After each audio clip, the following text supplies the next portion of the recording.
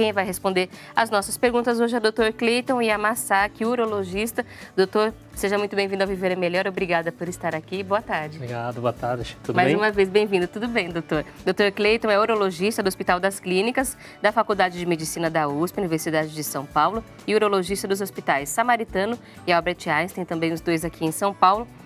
Doutor, falar desses assuntos é sempre um desafio, porque a gente vê que os homens ainda têm muita resistência, ficam evitando muito a consulta ao urologista, mas isso tem melhorado, doutor, nos últimos tempos? Sim, hoje em dia a maioria dos homens acabam sendo levados ao consultório pelas mulheres, né, que acabam agendando as consultas, mas a consciência e o cuidado com a saúde tem aumentado cada vez mais. Então, às vezes, mais precocemente, os homens vêm procurar o urologista mesmo para fazer check-up e prevenir as doenças, né, que são muito prevalentes. Que bom que isso está mudando e a gente tem que manter ainda mais essa conscientização pela informação, pelo conhecimento. Por exemplo, varicocele, é uma palavra diferente, né? Não é uma palavra assim do dia a dia, mas o que é isso, doutor? Explica para a gente esse primeiro assunto que a gente vai abordar no programa de hoje. O que é a varicocele? Bom, a varicocele são varizes das veias do testículo, né? A gente vê aqui bem na imagem, aqui à esquerda é um testículo normal e aqui à direita é um testículo com as veias dilatadas. Então, a varicocele são veias incompetentes, né? Como se fossem varizes das pernas, mas no testículo. Então, é o mesmo que acontece nas pernas. Tem uma dificuldade, então, de circulação? O sangue passa devagar nessas veias? É o mesmo que acontece nesse caso? O sangue fica represado e ele reflui, como se fossem as varizes dos membros inferiores, né? Então, aqui a gente vê as veias dilatadas, é um problema bastante prevalente, né? Qual a incidência da varicocele na população? Aproximadamente de 15% a 25% dos homens têm varicocele, mas nem todos eles vão ter a repercussão que a varicocele pode causar. Faixa etária faz alguma diferença para a incidência da varicocele? A maioria se inicia na adolescência, né? A gente vê alguns casos em criança, né? Mas a maioria começa a se manifestar na adolescência, às vezes na fase adulta. Então, não é um problema que está relacionado ao envelhecimento em si? Não. Ele pode ser na adolescência, tem criança, como o senhor falou, o que é um fato de atenção, mostrando que o urologista é para todo mundo, em qualquer idade, não é só quando está mais velho, não. Sem dúvida. Por que o senhor falou que nem todo mundo vai ter os efeitos? A varicocele pode ser silenciosa, não manifestar nada, não mudar nada na vida desse homem? Isso. A maioria das pessoas com varicocele não tem sintoma algum, né? A grande parte delas acaba procurando o urologista quando tem algum quadro de infertilidade, ou seja, uma dificuldade em ter filhos, né? E acaba procurando o urologista por conta disso. E uma das principais causas de infertilidade no homem é a varicocele. Aproximadamente de 30% a 40% dos homens com infertilidade, eles têm a varicocele. Então, acaba descobrindo que tem porque está tentando ter um filho e não consegue. E aí acaba fazendo aquele check-up para ver se está tudo bem e aí descobre a varicocele. Isso mesmo. Por que ela leva à infertilidade? O testículo, em geral, ele fica 1 grau abaixo da temperatura corpórea. Quando se tem a varicocele, há um aumento da temperatura testicular e esse aumento da temperatura prejudica a produção e a fabricação dos espermatozoides, podendo então levar à infertilidade. Esse aumento de temperatura acontece com todo mundo que tem varicocele? Nem todo mundo, né?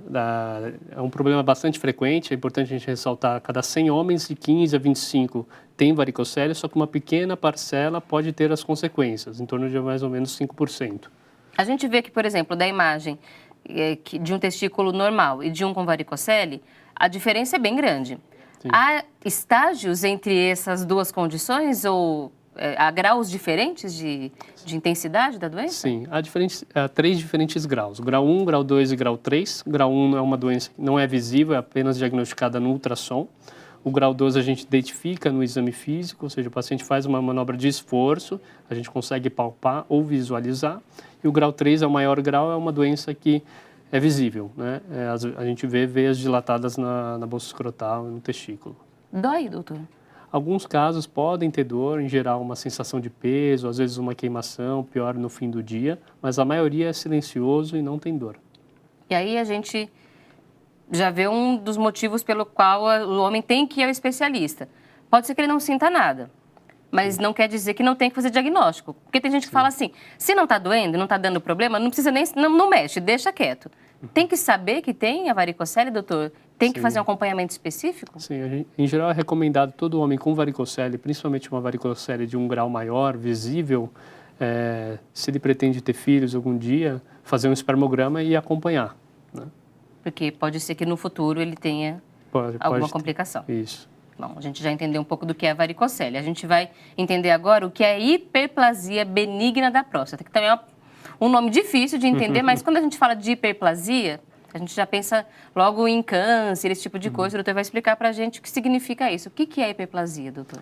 A hiperplasia benigna da próstata é um aumento benigno da próstata, não tem nenhuma correlação com câncer, são coisas distintas, né? E com a próstata, tem alguma imagem para a gente mostrar da próstata? Eles vão colocando aqui a imagem. A próstata é uma glândula que fica logo abaixo da bexiga, que tem como função produzir uma parte do líquido seminal, né? E, em geral, com a idade, ela cresce. Tem uma tendência ao crescimento, que é o que a gente chama de hiperplasia benigna da próstata, né? E que, na verdade, é o aumento, e esse aumento, às vezes, pode ocasionar sintomas e algumas queixas no homem, bastante prevalente. E esse é um problema um pouco mais prevalente do que a varicocele. Inclusive, veja só as informações que nós pesquisamos para mostrar o quanto a hiperplasia benigna da próstata é um assunto que atinge muitos homens. Cerca de 50% dos indivíduos acima de 50 anos terão HPB, hiperplasia benigna da próstata. Aos 90 anos, essa condição afeta cerca de 80% dos pacientes. É um número bem grande, né, doutor? Se a gente comparar com a varicocele, por exemplo, 15% a 25% da população, quando a gente fala de 80% aos 80 anos, a gente está falando de quase 100% da população. Sim. Por que é tão grande esse número? Bom, em geral, com a idade, né, com o aumento da população, a expectativa de vida, há uma tendência ao aumento dessa prevalência. Só que nem todos têm sintomas relacionados. Então, com 80 anos, 80% dos homens têm um aumento da próstata, mas nem todos têm sintomas ou precisam tratar. Uma dúvida. Todos os homens vão ter esse aumento da próstata? Sim. É natural, é um processo natural. Em diferentes graus. Em diferentes graus. Então, é isso que vai acabar mudando. Sim. Alguns vão ter esse aumento e não vão ter perda nenhuma ou dificuldade nenhuma na saúde. Sim. Outros vão ter um grau diferente, aí a gente pensa do mesmo jeito, graus diferentes? Isso. Quais são os graus? Na verdade, a gente mede o tamanho da próstata, né? Uma próstata normal no homem é em torno de 20 a 30 gramas, é o tamanho mais ou menos de uma azeitona, né? E com a idade existe uma tendência ao crescimento. Então, ela pode chegar a 100 gramas, 200 gramas, mas nem sempre o tamanho da próstata está relacionado à intensidade dos sintomas. Então, um homem pode ter uma próstata de 50 gramas e ter muitos sintomas, enquanto que um homem de 80 gramas, com a próstata de 80 gramas pode não ter nenhum sintoma algum. A gente vai explicar os sintomas já, mas uma pergunta.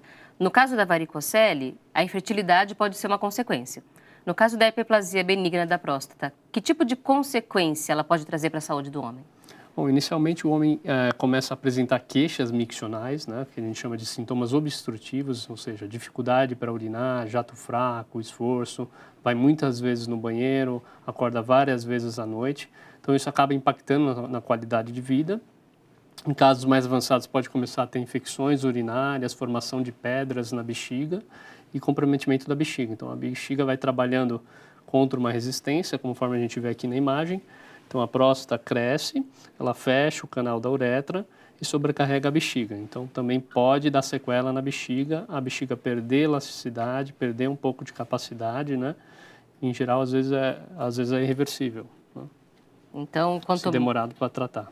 Quanto mais rápido diagnosticar, mais fácil é o tratamento. Sim, sem dúvida. Todo mundo tem que tratar quando descobre que tem? Não, nem todo mundo. Normalmente a gente trata aqueles que têm sintomas, né, e dificuldade para esvaziar a bexiga. E aí a gente vê, mais uma vez, porque é importante dar atenção a esses sinais, porque em alguns casos fica só assim. É o envelhecimento que faz isso, especialmente porque é muito prevalente já na terceira ou na quarta idade, né? Mas não é necessariamente assim que a gente tem que agir, não tem que achar, é normal e deixar para lá. Tem que ir atrás de um especialista, né, doutor? Sem dúvida. Varicocele e hiperplasia benigna da próstata. São nomes diferentes mesmo, mas são comuns na saúde masculina, especialmente a hiperplasia, é bem frequente na população com o envelhecimento. E a gente vai retomar a conversa com o nosso convidado, o Dr. Cleiton, exatamente sobre as causas. O envelhecimento não tem como negar. Envelhecimento para a hiperplasia é um fator de risco. Sim, sem dúvida. A gente sabe que com 50 anos, né, 50% dos homens vão ter um aumento benigno da próstata, com 80 anos esse número se eleva para 80%. Em relação à causa, não se sabe exatamente o que leva a esse aumento benigno, ou seja, um desbalanço entre o controle do crescimento e um crescimento exacerbado da próstata. A gente sabe que o fator familiar, ou seja, se o paciente tem algum parente, principalmente de primeiro grau, algum avô, algum pai, com aumento da próstata, que em algum momento da vida precisou operar, fazer algum tratamento, ele tem um risco aumentado de também ter a mesma doença, mas não se sabe a causa, não se tem uma causa ainda estabelecida do que leva esse aumento. A gente só sabe, então, que o envelhecimento, na verdade, falar que é um fator de risco, não sei nem se é a melhor expressão, porque faz parte do envelhecimento. A gente só não sabe por que é que isso acontece. Sem dúvida. Correto? Ter qualquer outra doença na próstata, ou até um câncer de próstata, por exemplo, é um fator de risco para ter a hiperplasia ou para ter a varicocele também? As doenças podem estar relacionadas? Não existe nenhuma correlação entre o aumento benigno da próstata, que normalmente é uma doença que leva a sintomas com dificuldade para urinar, e o câncer de próstata, né? O câncer de próstata não leva ao aumento benigno da próstata, em geral é uma doença assintomática, e o aumento benigno da próstata também não aumenta o risco de câncer de próstata. São entidades diferentes. O câncer de próstata, ele ainda é muito prevalente na nossa população. Ter a hiperplasia não significa que ela pode virar um câncer, certo? Sim. O contrário também não. Também o contrário, nenhuma correlação. Então, o fato de ter um aumento benigno na próstata não aumenta o risco da pessoa ter um câncer de próstata. O senhor falou no bloco anterior que nem todo mundo que tem hiperplasia, nem todos os homens serão tratados. Isso quer dizer que é porque a hiperplasia não traz complicações para a saúde desse homem? Sim, uma pequena parcela, né, não dá sintomas, né? Ele pode ter um aumento discreto ou moderado da próstata ao longo da vida com o envelhecer e não ter nenhum tipo de sintoma que impacte na qualidade de vida. Mas uma grande parcela das pessoas com o envelhecer e com o aumento benigno da próstata vão vir a apresentar sintomas. E esses sintomas podem sim ocasionar sequelas, complicações, às vezes precisar até fazer um tratamento mais invasivo. Quais são esses sintomas? O senhor destacou alguns, Sim. Mas vamos falar sobre Os pouco mais agora. sintomas da hiperplasia benigna da próstata são divididos em duas classes, sintomas obstrutivos e sintomas irritativos, né? Os sintomas obstrutivos seriam, então, jato fraco, né? O paciente ele tem dificuldade para urinar, o jato ele é fraco, tem que fazer força. Aumento da frequência urinária também é um dos sintomas. Quando dá vontade, ele tem que ir correndo, que é o que a gente chama de urgência, e o aumento do número de vezes que acorda à noite. Além disso, também uma queixa bastante frequente é um esvaziamento incompleto. Então, o paciente vai ao banheiro e sente que não esvaziou tudo e precisa voltar ao banheiro novamente para esvaziar, né? E esses sintomas acabam impactando, então, na qualidade de vida. Então, o paciente não dorme, acorda 4, 5 vezes à noite, vai no banheiro, fica 1, 2 minutos para esvaziar, tem que fazer força. Então, isso acaba interferindo na qualidade de vida. Esses sintomas podem ser confundidos com outras doenças?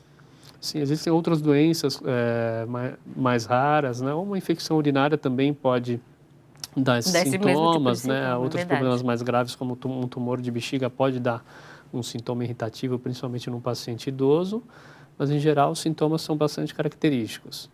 Como é que faz o diagnóstico da hiperplasia?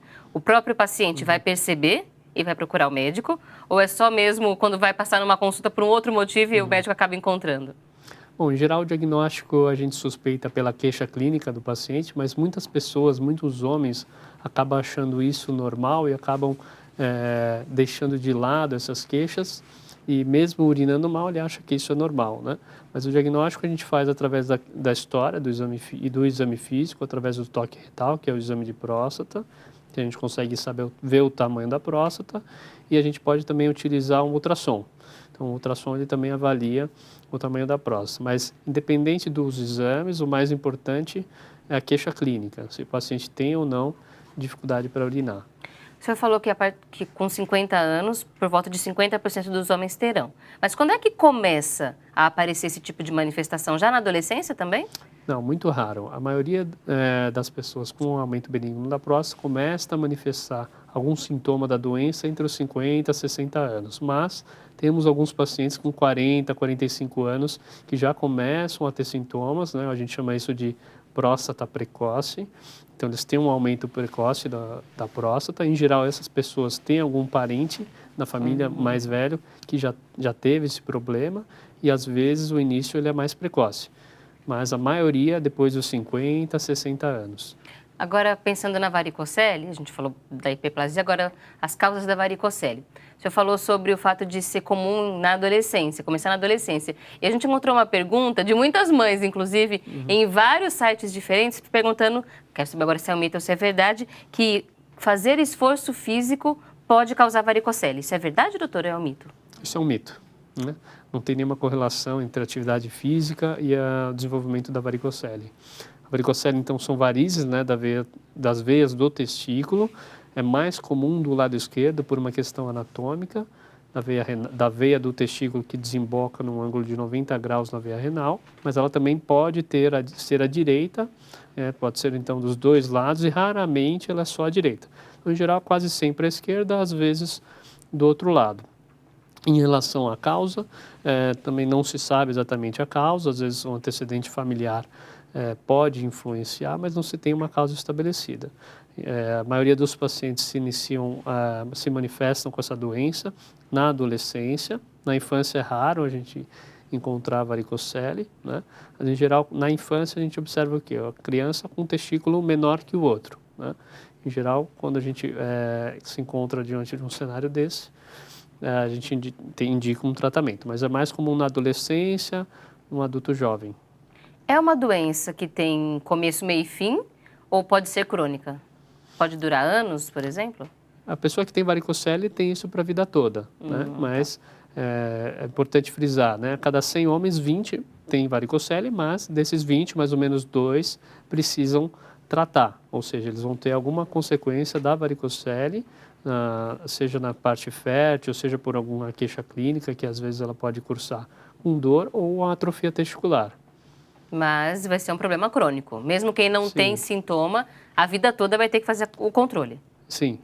A gente tem uma pergunta para responder aqui sobre a varicocele. O Daniel Fraga, de São Paulo, capital, pergunta o seguinte: para quem fez vasectomia, a varicocele pode piorar? Boa tarde, Daniel. Bom, a varicocele, como você que fez a vasectomia, se você tem a varicocele, isso não vai influenciar em nada. Não tem nenhum impacto. Então, não é uma contraindicação, por exemplo, quem tem varicocele não pode fazer vasectomia? Não. Não há nenhuma correlação e nenhuma contraindicação. Se você tem varicocele, você deve avaliar a sua saúde fértil. Em geral, a gente recomenda fazer um espermograma, né, e passar num urologista para avaliação. Mas a vasectomia não vai influenciar em nada a varicocele dele. A varicocele, ela piora por si só ou há outros fatores de saúde, outras doenças, que podem piorar a varicocele? Existem outros fatores que podem piorar, na verdade, não a varicocele, sim a fertilidade do homem, né?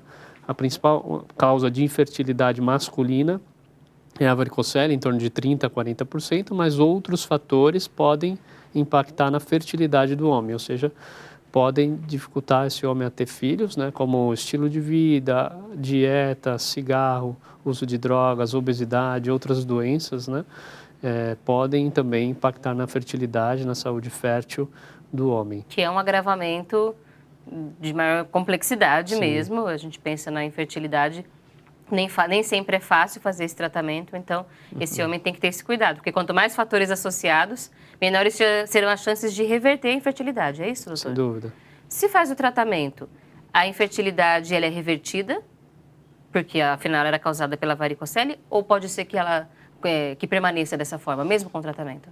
Pode ser que permaneça, né? Mas quando bem indicado, quando o paciente tem a varicocele e alteração na fertilidade, que a gente identifica através do espermograma, que é um exame que analisa o esperma, nós costumamos então indicar uma microcirurgia e as chances de sucesso de melhora do espermograma são em torno de 50% a 70%.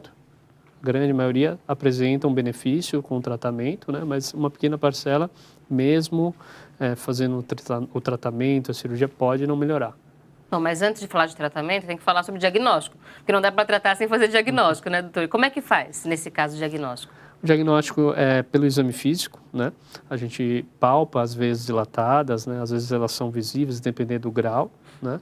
E podemos também utilizar o ultrassom. Então, o ultrassom ele consegue ver as veias dilatadas e às vezes um refluxo nessas veias, que são, na verdade são veias incompetentes. O senhor falou sobre o aumento de temperatura, que estava relacionado inclusive com a infertilidade. É um aumento de temperatura perceptível para o homem? Ele vai conseguir sentir um calor diferente no corpo? Ele pode ter febre por isso ou não chega tanto? Não chega tanto, é imperceptível. É apenas 1 grau acima, né, da temperatura Provavelmente ideal. o homem não vai perceber, então, que tem varicocele. Alguns, dependendo do grau, ele pode perceber, ela é visível, parece como se fosse um cacho de uva, né? Diagnóstico que o senhor falou, ultrassom, pelo exame físico. Algumas pessoas não vão sentir nada e outras vão. Como é que o doutor vai definir quem é que vai passar por tratamento ou não? O que tem que levar em consideração? Bom, em relação à varicocele, né, que são varizes das veias do testículo, o tratamento ele é indicado nas seguintes situações. Quando a gente tem alguma alteração no espermograma, então, em geral, essa paciente ele vem para a gente por uma queixa de infertilidade, ou seja, não consegue ter filhos após sucessivas tentativas. Então, se ele tiver um espermograma, que é um exame que a gente analisa a qualidade do esperma em relação ao número, né, motilidade ou morfologia, ou seja, a forma, se ele tiver alguma alteração nesses parâmetros, né, a gente indica o tratamento. Ou também uma outra indicação seria por dor, né? Normalmente é menos frequente, mas o paciente se queixa de uma queimação, um peso, um desconforto testicular, ou por atrofia, e principalmente essa indicação a gente faz em crianças, quando a criança, antes da adolescência, ela tem alguma atrofia do testículo, e se ela tiver varicocele como causa dessa atrofia, a gente indica o tratamento. Em relação ao tratamento, o tratamento ele é cirúrgico, né? A gente realiza através de uma microcirurgia, ou seja, uma cirurgia realizada com um microscópio. Por que o microscópio? Essas veias do testículo são bem pequenas e nós não conseguimos visualizá-las bem a olho nu. Então, precisamos realizar a cirurgia com o microscópio e a cirurgia se baseia basicamente na ligadura dessas veias dilatadas. Né? Elas são removidas? Só ligadas. A gente liga essas veias e secciona as veias. Né? Se faz esse tratamento na infância, o senhor falou sobre a atrofia que pode acontecer, essa criança vai ter algum comprometimento no desenvolvimento da próstata e na fertilidade ao longo da vida? Pode ter algum comprometimento pela atrofia testicular, né? Mas muitas vezes o outro testículo supre a necessidade não só hormonal, da produção da testosterona, que é o hormônio masculino, ou da fertilidade em relação à qualidade do esperma. Então, pode ter sequelas irreversíveis, ainda mais se o tratamento for postergado, mas também pode ter uma vida normal e a saúde fértil também normal. Então, nós indicamos quando tem alteração no espermograma, né? Normalmente esse paciente tem uma dificuldade em ter filhos, né? Ou dor, alguma queixa clínica e ou algum outro sintoma associado com uma atrofia testicular. Só tem tratamento cirúrgico nesse caso, doutor? Sim, para varicocele o tratamento é cirúrgico, não existe medicação, né? Mas o tratamento é basicamente cirúrgico. A cirurgia é uma cirurgia relativamente simples, é um corte bem pequeno ali próximo da região da virilha, o paciente vai embora no mesmo dia, a recuperação é tranquila. Tem alguma complicação, algum efeito colateral essa cirurgia? Ele vai ter alguma mudança na saúde? Nenhuma. Existem algumas complicações que podem ocorrer, como infecção da ferida, às vezes um acúmulo de líquido na bolsa escrotal, que se chama hidrocele, mas é uma cirurgia de baixíssimo risco, tanto para o paciente quanto em relação à cirurgia, bem seguro. O tratamento ele vai controlar a varicocele ou ele vai curar? Porque o senhor falou que a pessoa que tem varicocele vai ter a vida toda. Sim. Mas o que esse tratamento ele tem qual objetivo? Tem o objetivo de melhorar a qualidade do esperma, né? Então, muitas vezes o paciente tem um esperma alterado, volta a ter um espermograma inteiramente normal, né? Então, pode curar em torno de 50% a 70% de chance de melhorar o espermograma com o tratamento cirúrgico. Estou pensando, o leigo pensando no assunto, né? Quando essas varizes aparecem, todas as veias da próstata são acometidas ou algumas só podem ter o problema? Pensando assim, por exemplo, fez ali a cirurgia, ligou algumas, mas outras veias podem começar a ter a varicocele depois? Não, em geral, quando o paciente já tem a varicocele, não é progressiva, ela já se inicia em determinado grau, né? E na cirurgia a gente liga as veias dilatadas, né? Ligamos o máximo de veias possíveis, não precisa ligar todas as veias, mas normalmente as veias que estão doentes e dilatadas, né? Então, é um paciente que já vai ter esse acompanhamento, não vai ter que ficar fazendo cirurgia várias vezes. Uma cirurgia Sim, só em já geral, vai... uma cirurgia bem feita com microscópio, uma microcirurgia, resolve o problema. Existem outras formas de tratamento, mas a que tem melhor resultado é a microcirurgia. A cirurgia, o tratamento pode ser realizado também por laparoscopia, ou seja, por dentro da cavidade abdominal, a gente faz pequenas incisões no abdômen e por dentro da barriga a gente acessa às vezes o testículo e liga elas por dentro. Mas o resultado é um pouquinho inferior em relação à microcirurgia. No que a gente pensa mesmo de recuperação do paciente. Em relação à recuperação, o retorno às atividades é similar, mas o resultado é pior com a laparoscópica. Então, é melhor que ela seja feita com o microscópio, né? E que tipo de acompanhamento esse paciente vai ter que fazer depois da cirurgia? Depois da cirurgia, a gente realiza espermograma de 3 a 6 meses, já para avaliar se ele teve uma melhora ou não. E depois disso, uma vez ao ano ou nem tanto? Já é uma vez ao ano. Uma vez ao ano dá para voltar Isso. ao médico. Só para um acompanhamento mesmo, fazer um check-up. O que já deveria acontecer com uma certa frequência, né? Então, a gente está pensando numa idade em que o ideal já é ir uma vez ao ano ao urologista, certo, doutor? Sem dúvida. E aí a Bastante. gente já aproveita para incentivar esse hábito nos homens. Uma vez ao ano, marcar uma consulta com o urologista, fazer um check-up, é sempre importante. Agora, pensando na hiperplasia. O senhor falou que muitos homens não vão apresentar sintomas graves, ou eles vão ter alguma manifestação ou outra e alguns nem vão precisar tratar. Então, de novo a pergunta, como é que o senhor vai avaliar isso? Que tipo de paciente vai ter que receber tratamento e qual é aquele que vai só acompanhar? Bom, em relação ao tratamento da hiperplasia benigna da próstata, normalmente a gente indica o tratamento naquele paciente que tem alguma queixa clínica, ou seja, jato fraco, dificuldade para urinar, vai muitas vezes no banheiro, acorda várias vezes à noite. Nesse paciente, a gente indica o tratamento, independente do tamanho da próstata. Então, ele pode ter uma próstata levemente aumentada, mas ter muitos sintomas. Ele pode ter uma próstata grande, volumosa, e nem ter tantos sintomas. Então, quando o paciente apresenta essa queixa clínica, muitas vezes ele também não se queixa, mas ele pode dar sinais indiretos de que ele está com problema. A gente indica o tratamento, que inicialmente é o tratamento medicamentoso. Nós utilizamos algumas medicações que abrem, relaxam a próstata, abrem o canal, então o paciente consegue esvaziar melhor a bexiga, melhorar seus sintomas, melhorar a qualidade de vida. Existem também alguns outros medicamentos que nós podemos associar, que diminuem um pouquinho o volume da próstata ou retarda o ritmo de crescimento. Então, inicialmente, o tratamento, na maioria dos casos, ele é medicamentoso. Quanto tempo se tenta o uso do medicamento até ir para um próximo passo, um próximo nível de tratamento? O paciente ele pode ficar com remédio a vida toda, se ele estiver bem, se sentindo bem, não está incomodado, ou seja, se o remédio surtiu efeito, ele começou a urinar menos vezes, está esvaziando melhor a bexiga, não fica tanto tempo no banheiro, não acorda tantas vezes à noite, isso o próprio paciente normalmente ele refere uma melhora na qualidade de vida e ele pode ficar com o remédio a vida toda. Quando o remédio não surte efeito, ou seja, está tomando a medicação e os sintomas persistem ou pioram ao longo do tempo, que pode acontecer depois de muitos anos, né? Aí a gente indica um tratamento cirúrgico. Quanto mais cedo começa a hiperplasia, maiores são as chances dele ter complicações, já que ele vai passar mais tempo com a doença? Sim, um paciente que mais jovem, entre 40 a 50 anos, que a gente chama que tem uma próstata, um aumento precoce, há uma chance muito grande desse paciente, ao longo da vida, né, precisar de um tratamento cirúrgico. Então, se ele se manifestou sintomas mais precocemente, que em geral pode estar relacionado a algum fator genético, algum antecedente na família, muito provavelmente essa paciente vai precisar da cirurgia em algum momento da vida, às vezes depois de 10 anos, 20 anos tomando a medicação, né? Mas é importante que ele mantenha o segmento com o urologista anualmente para avaliar os exames, se está esvaziando bem a bexiga, se está com a qualidade de vida ok, para ver se em algum momento ele vai precisar ou não da cirurgia. Como é que é feita essa cirurgia? Bom, existem várias formas e várias técnicas, mas a técnica padrão é uma cirurgia que nós realizamos pelo canal da uretra. Nós introduzimos então um aparelho pelo canal da urina, não tem corte e raspa a parte interna da próstata. Então, de forma a ampliar o canal.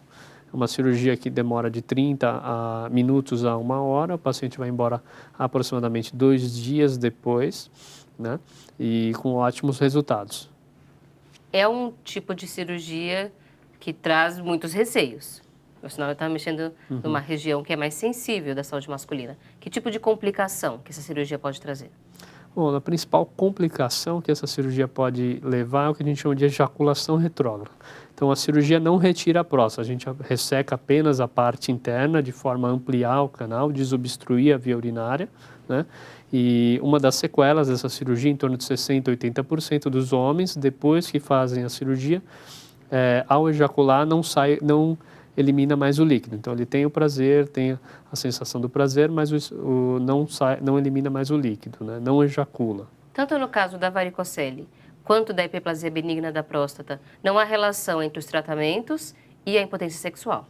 Nenhum deles. A cirurgia de raspagem de próstata, ou seja, para o aumento benigno da próstata, não leva à impotência, né? E a cirurgia também de varicocele também não interfere na impotência. É uma cirurgia que tem alguma limitação de idade? Porque a gente está falando, por exemplo, da hiperplasia, de uma doença que pode acontecer com 80, 90 anos. Se de repente chega nessa idade e descobre que o paciente precisa de uma cirurgia, dá para fazer ainda, mesmo com essa idade? Sim, mesmo com 90 anos ou até mais, a cirurgia é possível. Isso vai depender das condições clínicas do paciente. Então, se ele tiver muitos problemas de saúde, problema cardíaco, algum problema pulmonar que contraindique a cirurgia pela anestesia, pode ser contraindicada, mas se ele estiver em boas condições clínicas, mesmo com 90 anos, pode ser realizada a cirurgia. Se não der para fazer a cirurgia, vai fazer outro tipo de acompanhamento, exames com frequência, mas aí é só ir mesmo. Sim. Mantendo esse paciente assim, sob controle. Sim. Então tá bom. Agora uma outra pergunta para responder que chegou do Rio de Janeiro, o Mauro Bastos. Mauro, boa tarde, muito obrigada pela participação. Quem tem varicocele pode fazer academia normalmente? Exercícios pesados podem piorar? Boa tarde, Mauro. Pode fazer atividade física, os exercícios físicos não vão piorar a varicocele, tá? A gente sabe que a varicocele ela aumenta um pouco a temperatura testicular. Uma outra recomendação que a gente utiliza em relação a isso é evitar o excesso, por exemplo, de banho quente, sauna. Esses hábitos às vezes podem aumentar a temperatura testicular e comprometer um pouco a fertilidade. Às vezes, hoje em dia, usa-se muito computador, laptop. Ficar com o laptop ou notebook em cima da região genital pode elevar a temperatura testicular, o excesso, né? E pode comprometer a fertilidade. Então, mas em relação a exercícios físicos, pode realizar, isso não vai ter nenhuma influência. Há outros hábitos do cotidiano que possam interferir, aumentar a chance de ter varicocele ou de ter hiperplasia ou piorar as doenças? Esses, por exemplo, que o senhor destacou, são hábitos bem comuns. Segurar o computador, colocar o laptop no colo, o uso de banho muito quente, gente que tem o hábito da sauna. O que mais que a gente tem que evitar? Que os homens podem evitar? Bom, em relação à varicocele, alguns outros hábitos de vida podem influenciar mais na fertilidade do que na varicocele em si. Então, o sedentarismo, o uso excessivo de café, o cigarro, algumas drogas, né, a obesidade, podem influenciar negativamente na fertilidade, na saúde fértil do homem. Em relação ao aumento benigno da próstata, nenhuma correlação com os hábitos e o estilo de vida. E a gente começa com o José Carlos. José Carlos, boa tarde. Ele pergunta se tanto a hiperplasia de próstata ou a varicocele causam impotência. O senhor falou que a cirurgia não, mas a doença pode levar à impotência, doutor? Boa tarde, José Carlos. Não tem nenhuma correlação do aumento benigno da próstata, né, a hiperplasia com impotência e a varicocele com impotência. Então, tanto a doença como o seu tratamento não vai influenciar na função erétil. Muito obrigada ao José Carlos. Agora, nosso agradecimento ao Raimundo de Almeida, de Águas Lindas, Goiás, participando do programa também. Raimundo, boa tarde, muito obrigada. Ele fez uma ultrassonografia de bexiga e de próstata e o resultado foi o seguinte: eu contei para o doutor aqui, Raimundo, quais foram todas as medidas, mas a informação mais importante que ele destacou é que o volume estimado é de 88,5 centímetros cúbicos. E ele fala, dizem que o normal é até 25 centímetros cúbicos. Esse resultado do exame dele mostra que ele tem algum problema, doutor? Boa tarde, Raimundo. O seu exame ele mostra que o senhor tem um aumento benigno da próstata, ou seja, a hiperplasia, né? Então, o volume estimado no ultrassom do seu exame, ela tem um volume estimado de ao redor de 80 gramas, ou seja, 4 vezes o valor aumentado, que se deve levar em consideração se o senhor tem sintomas relacionados a isso. Então, se o senhor urina bem, não tem dificuldade, não vai muitas vezes no banheiro, e os seus exames mostram que o senhor está apresentando um bom esvaziamento da bexiga, não precisa fazer nada, né? Mas se o senhor tem alguma dificuldade que impacta na sua qualidade de vida, o senhor acorda várias vezes à noite, demora para ir no banheiro, quando dá vontade tem que ir correndo, talvez o senhor necessite de um tratamento que, em geral, inicialmente ele é medicamentoso. Então, o senhor tem um aumento benigno, ela tem 4 vezes aproximadamente o tamanho maior do que o habitual, né? Então, se tiver sintomas associados e tiver exames que indicam que há alguma descompensação disso, provavelmente deve precisar do tratamento. Em geral, nesse tamanho, 80 gramas, é um tamanho moderado para grande, provavelmente deve precisar de algum tratamento.